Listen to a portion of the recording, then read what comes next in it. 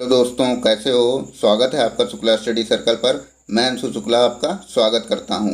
साथियों, पिछले वीडियो में हमने गुप्त वंश से रिलेटेड महत्वपूर्ण प्रश्न उत्तर किए थे, जिसमें हमने आप लोगों को बताया था कि गुप्त वंश पूरे भारत में विशाल साम्राज्य स्थापित करता है, लेकिन हमेशा साम्राज्यों का पतन होता है, यह निश्चित है। ऐसे ही गुप्त साम्राज्य के पतन के बाद भारत में कई छोटे छोटे राज्यों का उदय होता है। उन्हीं राज्यों में से जो सबसे महत्वपूर्ण है वर्धन वंश या हर्षवर्धन से संबंधित आज हम लोग महत्वपूर्ण प्रश्न उत्तर करेंगे। तो चलिए साथियों, शुरू करते हैं। और अगर आप हमारे चैनल पर नए हैं तो प्लीज़ चैनल को सब्सक्राइब कर दीजिए, वीडियो को लाइक कर दीजिए। फर्स्ट क्वेश्चन ये रहा आप लोगों के सामने। उत्तर प्रदेश में स्थित वह स्थल जहां हर्षवर्धन ने बौद्ध महासम्मेलन का आयोजन किया था। Option A Prayag, option B Kannauj, option C Ayodhya, option D Mathura. तो बताइए इसका सही जवाब क्या होगा। Option A Prayag.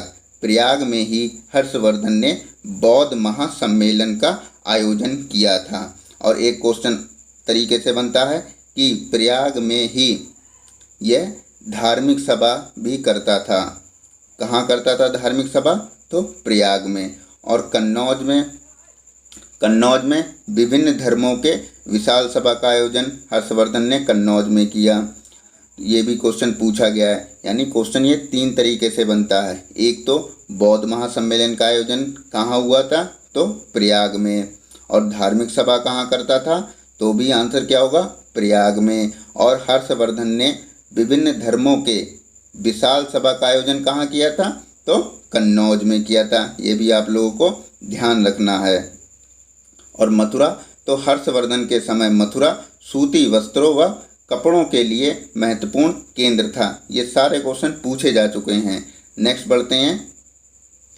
सम्राट हर्ष ने अपनी राजधानी थानेश्वर से कहाँ स्थानांतरित की? Option A Prayag, option B Delhi, option C Kannauj, option D Rajagriha. तो बताइए इसका सही जवाब क्या होगा।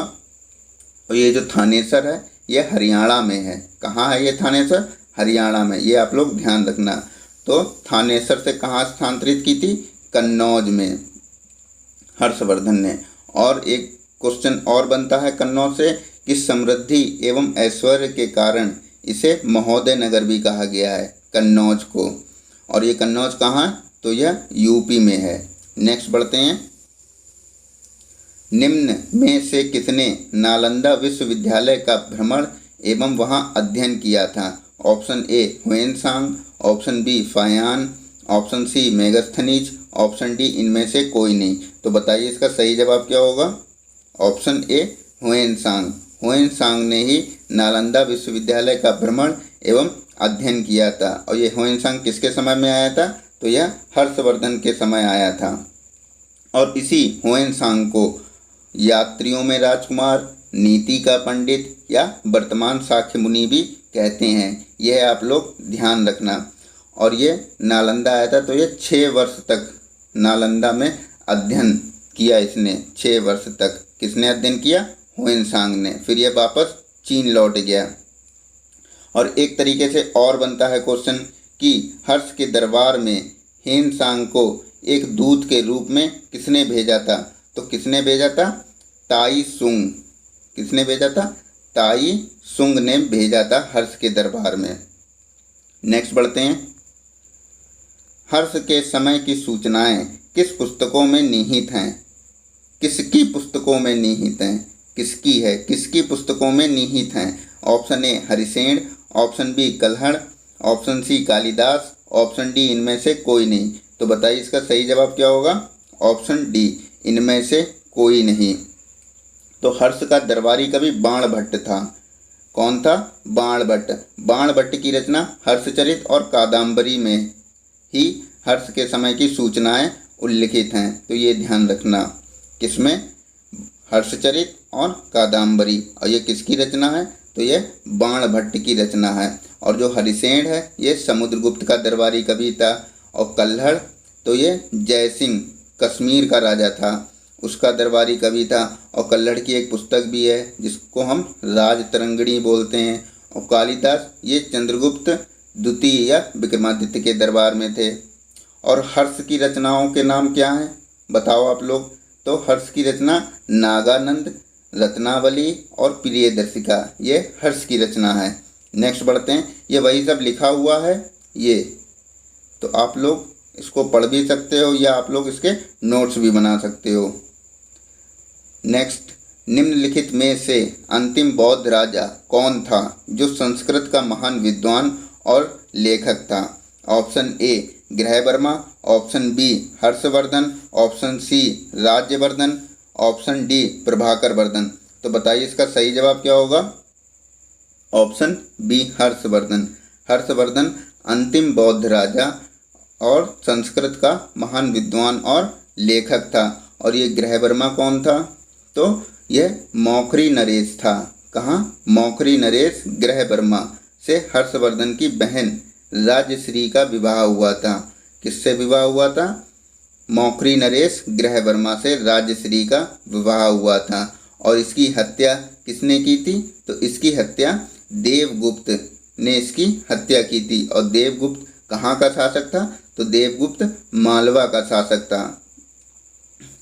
और राज्यवर्धन, तो राज्यवर्धन हर्षवर्धन का बड़ा भाई था और इसकी हत्या गौड़ नरेश शशांक ने की थी। और प्रभाकर वर्धन, तो यह हर्षवर्धन और राज्यवर्धन के पिताजी थे प्रभाकर वर्धन।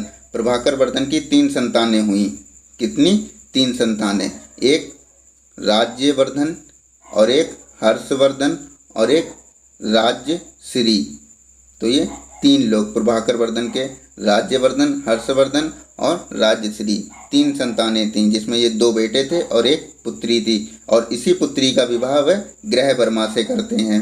किससे करते हैं, ग्रहवर्मा से। और ग्रहवर्मा की हत्या कौन कर देता है, तो देवगुप्त करता है ग्रहवर्मा की हत्या। और जब ग्रहवर्मा की हत्या देवगुप्त करता है तो इसका बड़ा भाई राज्यवर्धन देवगुप्त की हत्या कर देता है। फिर देवगुप्त का जो दोस्त होता है शशांक, वो राज्यवर्धन की हत्या कर देता है। तो ये क्रम आप लोग भी ध्यान रखना। और फिर शशांक की हत्या हर्षवर्धन करता है। आई थिंक आप लोगों को समझ में आ गया होगा, ना आया हो तो फिर से वीडियो को बैक करके देख लेना। नेक्स्ट बढ़ते हैं। गुप्त वंश के ह्रास के पश्चात उत्तर भारत में बड़े भाग का पुनर्गठन किसने किया। Option A Harshavardhan, option B Chalukya, option C Shaka, option D इनमें से कोई नहीं। तो बताइए इसका सही जवाब क्या होगा, हर्षवर्धन। गुप्त वंश के ह्रास के पश्चात उत्तर भारत में बड़े भाग का पुनर्गठन किया। तो किसने किया, हर्षवर्धन ने। पहले हमने आप लोगों को बता दिया कि गुप्त साम्राज्य के पतन के बाद कई छोटे छोटे राज्यों का उदय होता है और उन्हीं राज्यों में से जो सबसे महत्वपूर्ण है तो वह वर्धन वंश या हर्षवर्धन। नेक्स्ट बढ़ते हैं। अगर आप लोग चैनल पर नए हैं तो प्लीज़ चैनल को सब्सक्राइब कर दीजिए, वीडियो को लाइक कर दीजिए। बंगाल का कौन सा शासक हर्ष का समकालीन था। Option A Shashank, option B Dhruvasena द्वितीय, ऑप्शन सी पुलकेशिन द्वितीय, ऑप्शन डी पुष्यभूति वर्धन। तो बताइए इसका सही जवाब क्या होगा। ऑप्शन ए शशांक, यह बंगाल का शासक था। बंगाल का शासक था और जो कि हर्ष का समकालीन था, ये आप लोग ध्यान रखना। और ये ध्रुवसेन द्वितीय कौन था, तो हर्षवर्धन ने अपनी पुत्री का विवाह इससे किया था। किससे किया था, ध्रुवसेन द्वितीय, ये बल्लवी नरेश था। और ये पुलकेशिन द्वितीय, तो इसी ने हर्षवर्धन को पराजित किया था नर्मदा नदी के तट पर। किसने पराजित किया था, पुलकेशिन द्वितीय। और ये चालुक्य वंश का था। और ये पुष्यभूति वर्धन, तो इसने इसी ने थानेश्वर में वर्धन वंश या पुष्यभूति वंश की स्थापना की थी। और थानेश्वर को ही इसने राजधानी बनाया था, जो हर्षवर्धन ने थानेश्वर से हटा के राजधानी कन्नौज में स्थापित की थी। ये पहले हम लोग पढ़ चुके हैं। नेक्स्ट बढ़ते हैं। गुर्जरों को किसने पराजित किया था। Option A Prabhakar Vardhan, option B Rajyavardhan, option C Harshavardhan, option D Shashank. तो बताइए इसका सही जवाब क्या होगा। ऑप्शन सी हर्षवर्धन ने गुर्जरों को पराजित किया था। नेक्स्ट बढ़ते हैं। आज भी भारत में ह्वेन सांग को याद करने का मुख्य कारण है।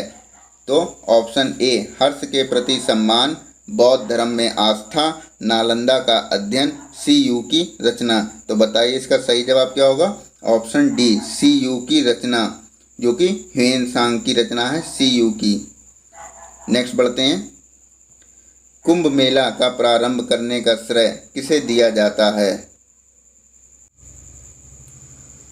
Option A Ashok, option B Chandragupta द्वितीय, option C Harshavardhan, option D इनमें से कोई नहीं। तो बताइए इसका सही जवाब क्या होगा। तो जो कुंभ मेले का प्रारंभ किया था वह हर्षवर्धन ने किया था। हर्ष के समय प्रयाग में प्रति 5वें वर्ष एक समारोह का आयोजन किया जाता था, जिसे महामोक्ष परिषद कहा गया है। क्या कहा गया है। महामोक्ष परिषद कहा गया है। और ह्वेनसांग इसी समारोह में जो छठवां समारोह था उसमें सम्मिलित हुआ था। कौन से समारोह में सम्मिलित हुआ था। तो छठवां या छठे समारोह में ह्वेनसांग सम्मिलित हुआ था। नेक्स्ट बढ़ते हैं। सुमेल कीजिए, एक तरफ रचना दी हुई है और एक तरफ रचनाकार दिए हुए हैं। तो पीछे हमने बताया भी था आप लोगों को कि जो हर्षचरित और कादम्बरी है यह किसकी रचना है। तो ए का हमारा क्या हो जाएगा, ए का 4 हो जाएगा। और प्रियदर्शिका, रत्नावली, नागानंद जो पहले हमको पता होते हैं पहले उन लोगों को लगाया करो। जैसे ए भी हमको पता है और डी भी हमको पता है, तो हमने डी लिख लिया। और डी का क्या हो जाएगा, प्रियदर्शिका, रत्नावली, नागानंद, यह किसकी है। तो यह हर्षवर्धन की है। अब देखो A4D1, A4D1 दो जगह है, तो ये दो ऑप्शन तो ऐसे ही कट हो गए। अब इन दोनों में हमें लगाना है। अब नीति शतक, श्रृंगार शतक और भक्ति शतक, तो ये बी वाला ये हमारा भर्तृहरि हो जाएगा, बी का सेकंड हो जाएगा और सी का थर्ड हो जाएगा। तो 4, 2, 3, 1 ये ऑप्शन ए में है, तो हमारा ऑप्शन ए करेक्ट हो जाएगा। नेक्स्ट बढ़ते हैं। और ये सभी हर्ष के दरबार में रहते थे। नेक्स्ट बढ़ते हैं। घटी यंत्र या तुला यंत्र का प्रयोग होता था। ऑप्शन ए खेत की जुताई के लिए, ऑप्शन बी खेत की सिंचाई के लिए, ऑप्शन सी समय मापने में, ऑप्शन डी इनमें से कोई नहीं। तो बताइए इसका सही जवाब क्या होगा। ऑप्शन बी खेत की सिंचाई के लिए घटी यंत्र या तुला यंत्र का यूज होता था। और एक दो क्वेश्चन और पूछे जाते हैं, जैसे हर्ष के समय भू राजस्व दर क्या थी। तो 1/6 से 1/10 ये भू राजस्व थी। और एक क्वेश्चन और पूछा जाता है कि हर्ष के अधीनस्थ शासक को क्या कहा जाता है। तो महाराज या अथवा महासामंत कहा जाता है। तो साथियों आज के लिए बस इतना। वीडियो अच्छी लगी है तो प्लीज़ वीडियो को लाइक करें, चैनल को सब्सक्राइब करें। धन्यवाद।